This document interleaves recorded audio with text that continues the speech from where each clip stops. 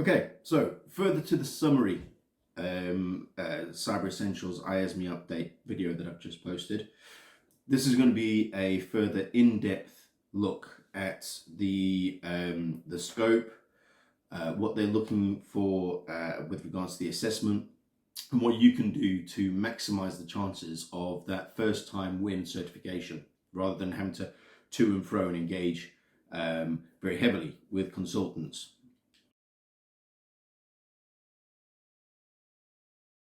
So the first part of this is getting the scope right.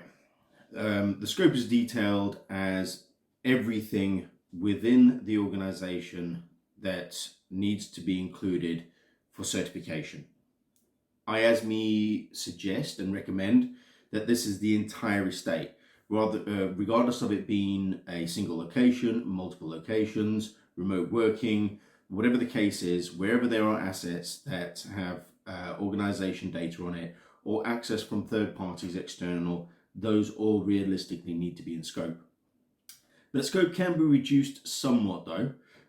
So again, when we're looking at infrastructure, for example, and we're looking at BYOD, if the mobile devices don't have access to corporate information, such as documentation through Microsoft 365, Word documents, all that kind of stuff, if you don't have email, obviously Gmail aside, but if you don't have corporate email on said devices, then those can be taken out of scope.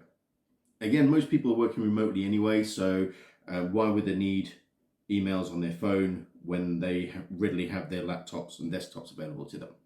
This is something that a number of my clients have taken on board and removed the email access from the mobile phones, particularly in the BYOD area, because it's a little bit more difficult to manage and maintain.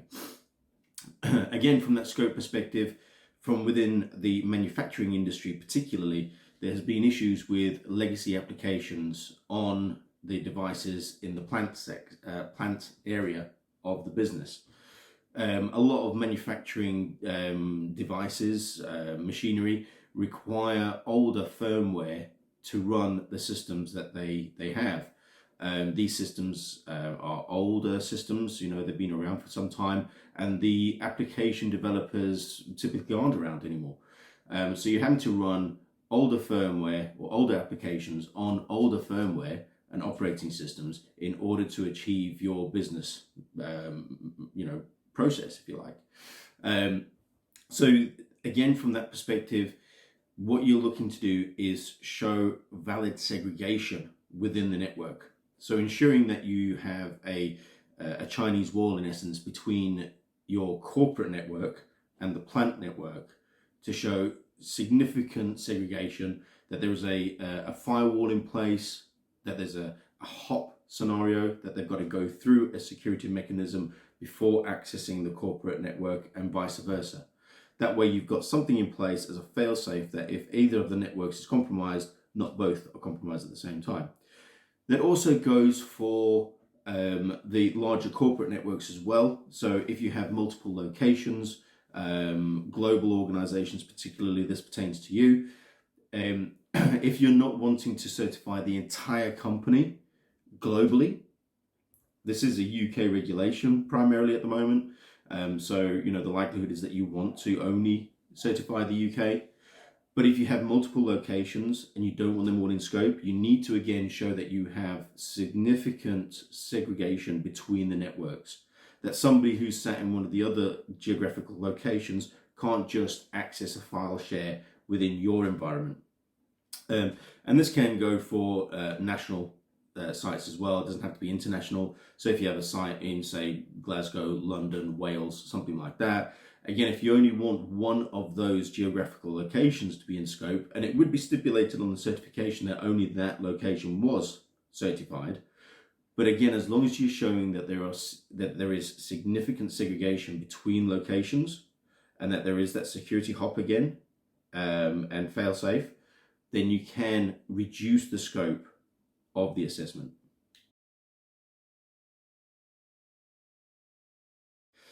As I mentioned within the that first section on the scoping element, there are ways and means of removing devices from scope, mobile devices particularly. Again, if there are older devices out there that people are reluctant to update to newer hardware, shall we say, just based on pure cost, then that firmware can't be updated either. In that, IASME are looking at only devices that have corporate or access to corporate information on there. So again, this is coming down to sort of Word, Excel, spreadsheets, whatever the case might be, PDFs, emails particularly. By restricting access to those on a BYOD device and simply having it as either text messaging, SMS device, and a phone number, a phone dialing, telephone device, that reduces the scope again. As I mentioned in the scoping element of this video, people have access to their emails on their laptops and desktops. If they're working remotely, they're not really out on the road at the moment. So again, having to check your emails at a service station, on your phone is irrelevant. It should be removed out of scope. There's a very good client of mine who removed BYOD out of scope by removing emails, not for the simple fact that they didn't want to update the operating system, but they also wanted to give staff the chance to not receive emails during the weekend or evenings. I think there's a piece in here that comes down to mental health, and allowing your staff to have time off and not worrying about emails coming in is definitely the responsibility of the company now.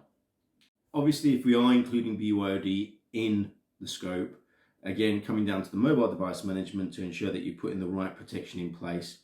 BYOD devices are easily customized by end users, which introduces its own raft of security flaws and vulnerabilities that can be exploited by malicious threat actors. So making sure that you are working to best business practices. If you're using BYOD, that your users understand that there is a best business practice that they will still need to adhere to. That will only help you get through the Cyber Essentials certification with regards to BYOD.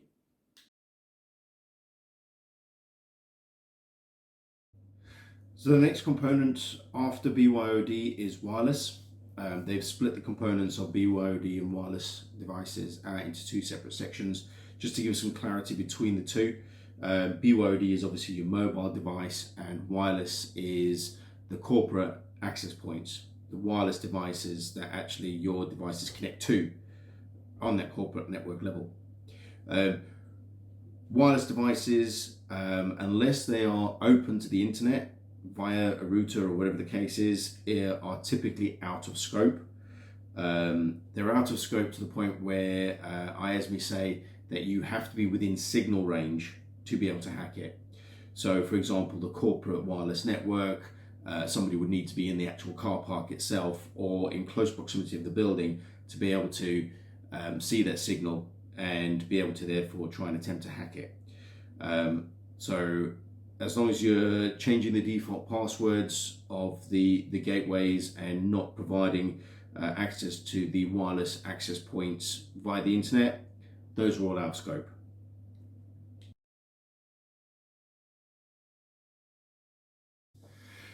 So the next section after wireless devices is cloud-based, externally hosted services.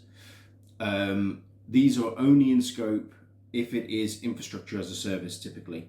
So if you have access to the gateway to be able to change and configure any of the applications that are sitting or have access to any of the applications and be able to add applications within that infrastructure, it's your responsibility to make sure that the firewall is configured correctly and up to date, and that the applications running within that infrastructure are also up to date and supported, just as if they were within your own infrastructure in your own network. That therefore, like I say, falls into scope, and you need to maintain and manage that accordingly. At the moment, platform as a service and software as a service are out of scope. So again, it would be up to the hosting providers to update the software and the platforms at their side. You have no control over that. There shouldn't be a configuration or management console that you can access to be able to update your element of their firmware. It should be that they are looking after the entire estate, including yours, as part of their patching and maintenance procedures.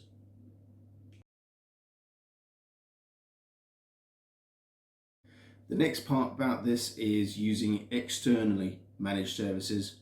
So if you have a managed service provider that's looking after your estate, there is an element in here that says that the third-party access control still needs to be adequate, that you have the controls in place, password resets, change control, etc., accordingly.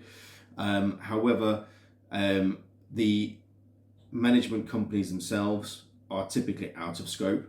You can include them in scope if they can provide you with adequate information and evidence that they are taking the right course of action with their policies and procedures and security measures. So you'd be looking at things like the PCI certification, ISO 27001, or even Cyber Essentials Plus themselves. If they can evidence that, then you can potentially bring them into scope. But as a general rule at the moment, any of those third-party management companies are out of scope.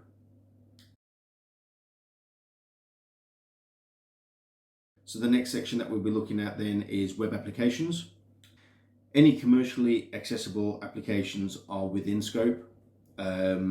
These are off-the-shelf applications. Anything that's been built bespoke by in-house developers is typically outside of scope.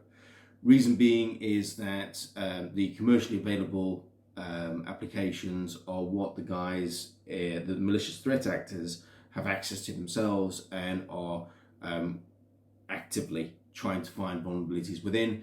If you have an in-house developed web application yourself, it's unlikely that they will be able to find those same vulnerabilities because you've built it yourself from the ground up. There may be other vulnerabilities in there, but it wouldn't be the standard mainstream vulnerabilities that a lot of these script kiddies, for example, would be knocking at the door with to try and test you out for. So again, if you're writing and developing your own in-house web applications, it's unlikely that they would be in scope. So that concludes the full and unabridged version of the update from IASME with regards to Cyber Essentials. I hope it's been of use. I will also have a follow-up video off the back of this, which will go into the specific technical controls in more depth, what to look out for, what elements are in scope, if they're in scope, what the best business practices are to ensure that you are working towards Cyber Essentials in order to get a PaaS, and what elements are within scope and kind of are touched by the Cyber Essentials assessment. Again, hope this has been of use, and if you have any questions or anything like that, please comments below or message me directly. Happy to help where we can.